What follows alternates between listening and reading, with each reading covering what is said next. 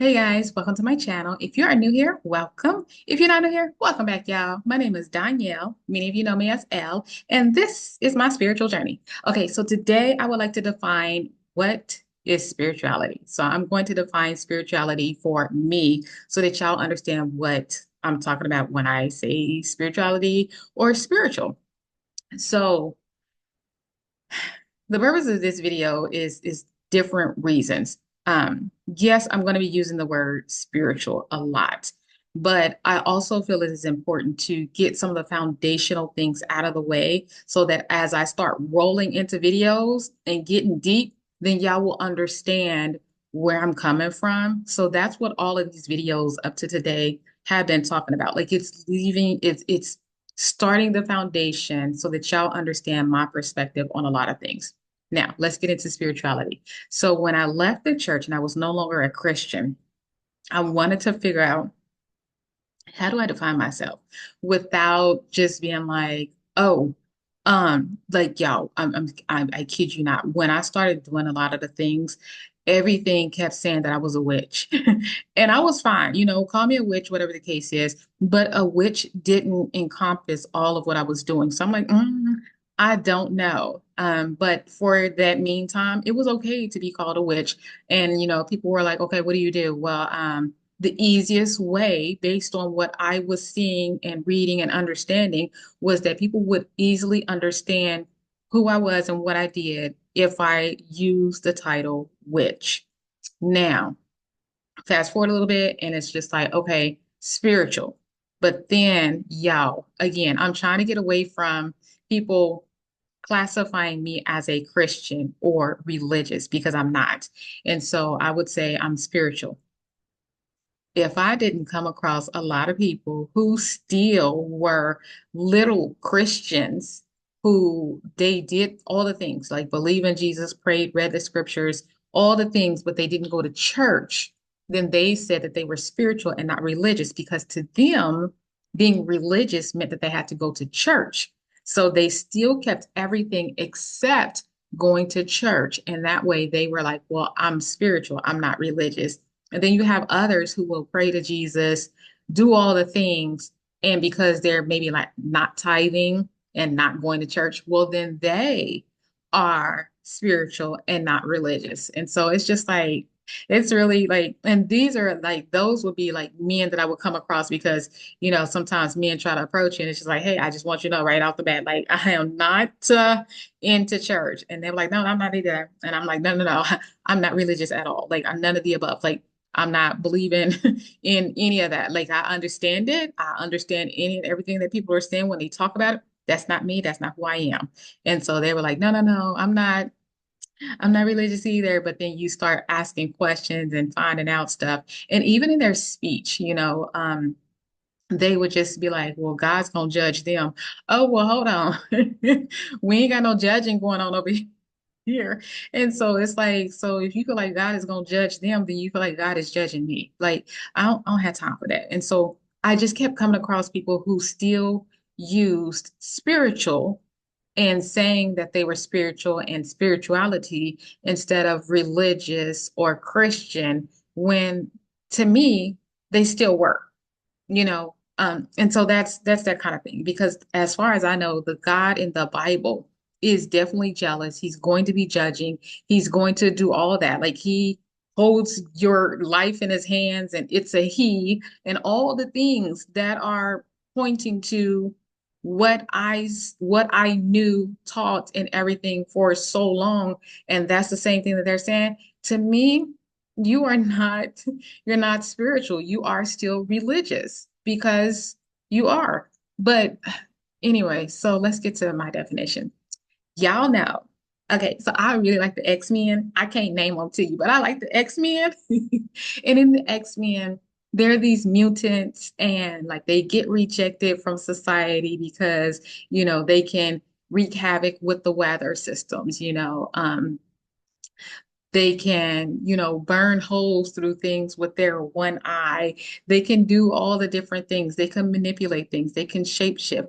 They can transform into a completely different person, right? So imagine how they have all these abilities as one person. Well, to me, spirituality is going to take all of the X-Men and all of their different abilities and put it in one person. Okay, let's go a little bit deeper. When you consider, now this is going to be a plain basis for my definition of spirituality. When you consider that all human beings are both physical and spiritual, to me, I want to, as many of the physical abilities that we have, you know how you have your senses, your five senses, like I want to develop and have all of those spiritual senses. So I have been developing my clairs, my clairaudience, clairsentience, um, all of those things. Y'all not gonna put me on the spot like that because I don't use the words. I know the words, but I don't use the words. So I develop all those things, right? And so those are some of my things. Now, let's say that someone is a talented writer and they can do calligraphy. Well, I also want to make sure that I have developed my spiritual abilities when it comes to writing. So that's why you have heard me in a previous video mention, sometimes I want to get an answer, I will write and I'm gonna get that answer. It's coming spiritually. If I want to sometimes see what's going on in my history, my family's history, I can go into my space, my spiritual space and everything. And there's going to be this little girl. It's always this little girl who guides me back in time. And we literally watch the scene replay. For example, there was a time when I was just like, just out of curiosity, you playing with it, right? So I'm playing, but I want to know why we were scared of dogs. Like everyone is afraid of dogs that I know of. My daughter has a dog that I bought her way back when. And so it's just like, why is everybody scared of dogs? And so this little girl took me back in time, and we are literally watching this picture, this movie, no screen, but we're watching in real time, but back in the day, of why we are scared of dogs. She takes me to the exact scene of someone being attacked, and I'm like, okay, I completely get it, and it does make sense, and it then becomes where it's something that's in our DNA, right? And it's just passed down. You don't have to know where it came from. You just know that it's a thing. Oh, I'm scared to fly. You just know that it's a thing. Oh, I'm scared of, when certain animals come around or whatever the case is. It's just a thing. You don't have to be attacked by a bear to be like, oh, let me go the other way. Just those types of things. And so I now based on that, let's stay on topic, y'all. Let's stay on topic. So based on those things, that's me. Like I can see spiritual. Like it wasn't a real scene.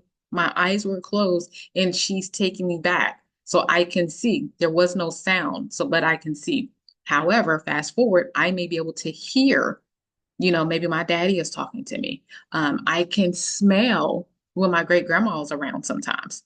I can feel when all my people be around. And so it's just that kind of thing. I want to develop all those senses. The same multifaceted ways that we have abilities as human beings in our physical form, I feel that we have the same things in our spiritual form, our spiritual abilities. And so I would like to learn as many as possible. So my spiritual journey isn't where I just learn how to read tarot, divination and channel. It's not just that one thing and then I'm done. I want to be all the things I can, and I feel like it helps more people. For example, let me take you back in time again. Um, when I was helping abused women, these there are abused women who have a lot of different things that they bring to the table when they are talking to you. And so when they're bringing all those things to the table, let's say that I'm only knowledgeable in one area, I'm gonna be helping everybody in the one thing, right? But that's not me. Like I am multifaceted. So you bring something to the table. Oh, I got you. let's get to work. Let's take you out of that situation scenario that you have in your head right now and put you in another one, right? And it's just it's okay. Here's another thing. A lot of times I like people to understand that they are masterpieces, right? Despite whatever you think is wrong in your life, you are still a masterpiece. Can that masterpiece be replicated, duplicated, anything else? No, it cannot. It is a masterpiece. And to me, that's who all of us are. So, me learning all the things that I'm learning, I am a masterpiece. No one can replicate and duplicate me. I think I told y'all about the lady who was going through and she had gotten some healing from me. And I turn around and she is literally repeating verbatim, word for word, y'all, the things that I did to help her. This was over a couple of sessions. The things that I did to help her, she is repeating word for word to her people and selling it and getting paid. And it's just like, that's shitty. Like, do you not understand that you are a masterpiece? You don't have to steal from me. And so when there was a conversation about it, it's like basically I'm not stealing because when we did this right here, you were telling me. And so if I want to repeat it, then I can repeat it. And if I'm gonna get paid off of it, just like you get paid, then I want to get paid. And I'm like, this is my modality, right? Like this is my thing. And with me saying this is my modality, yeah, you can repeat the words, but girl, you're not putting any of the sameness. You don't have the same power that I have when you're saying the words. And so it's like, are you going to be getting any. Anyway, guys, that right there is spirituality, like understanding that you are a masterpiece, understanding that all the different skills and things that you have, you develop them, you help other people, right? And with you helping other people, you help them to understand that they are unique, that they are their own masterpieces. And so when it comes to, excuse me, even the word spirituality, you can define it your own way. You are fine to define it your own way. It's great. If I were to say, okay, I am able to see other spirit beings or sense energy, and you want to sense energy as well, but you do it in a different way, there is no right or wrong. If you sense energy and it's working out for you, cool, because we're our own masterpieces. Like there is no, like there, you can't duplicate it. Even for me, like go back in the day when I played violin for 19 years. If I'm running through, and sometimes you got to play real fast, okay? And so if you're playing quickly and you make a mistake on a single note, but your hands, like it's just like sometimes things are automatic, right? And you may do something and your finger get whatever. And so it may mess up that one note, but that one note, maybe 1/16th of a second, it's barely there. It's there to be heard, but as quick as music is, how many people actually caught it? And here's the other thing. Even if I, the one who made the mistake, had to go back through and make that mistake in the same spot again, do you think I could make it? No, I couldn't make it. And even if I did make it again in the same spot, oh my goodness. But even if I did make it in the same spot, would I rebound as quickly as I rebounded the last time? Or would I fumble? Or would my brain be like, oh man, you messed up, Or would my brain at the end of the stanza be like, oh shoot, when it's time to rest, be like, okay, so I did mess up that. But I'm not even going to reflect on what was in the past because when a rest comes, it's time to stay up. You got to stay in the moment. You got to stay ahead and in the moment. You don't have time to be going back and reflecting when you are actively playing. And we are actively living our lives. And so when you do have time to reflect, it is to make sure that you learn lessons from that. We shouldn't be reflecting to be putting ourselves down. But all of that is part of spirituality. We are understanding that we are on a journey. We are accepting that we are masterpieces. And that stuff that we so-called messed up on, or whatever the case is, maybe I stayed in the church for too long. All those things makes you a better person. It makes you who you are. It makes you unique. And so to go back to spirituality and defining spirituality, I'm a superhero, right? I am all the X-Men combined. right? As many of my abilities that I have on the physical side, I want to have those abilities or as many as possible abilities on the spiritual side. I don't want to be someone who just comes and all I know is this one ability, which I have so many already. I don't want to just come with just that one ability because I also, as an Aquarius, I feel like it is my duty and it's a natural feeling. It isn't something that feels forced on me, but I feel like it is part of my Aquariusness to not only take all this in and use it for myself, but then to help others. It doesn't matter who the others are. It can be others who come into my life, others who may be looking at the video, others who are family members. It's just others. I'm not supposed to keep it to myself. But there is a way to go about doing things. It is to understand, if anything, understand that you are your own unique person. And when it goes back to, taking somebody's word for word, it could, for some others, for some people, be an honor that you feel like my work is so amazing and so great that you pay to work with me just to use my words word for word, but you have to somewhere understand that you need to put your own unique power behind it. I really hope that you feel that as a result of being around me, taking in the things that I take in, that I put out, that I can do it my own way. Like that's what she teaches is that we are our own masterpieces. And so to be your own masterpiece, you don't have to take what I'm doing word for word because then that would have you following me. And I don't want people to feel like they have to follow me. I want people to understand that they can listen to what I'm saying and put their own spin on it, right? Like if you are a baker or a cook or something like that, and I'm teaching you how to cook something and I'm seasoning it, right? You don't have to do my exact measurements. You want to know why? Two reasons. First of all, I don't measure, okay? I don't measure. I'm like everybody else that I know. We just gonna do to look right, you know? And once it look right, then it's like, okay. But then every now and then I might put something else in there just to see how it tastes.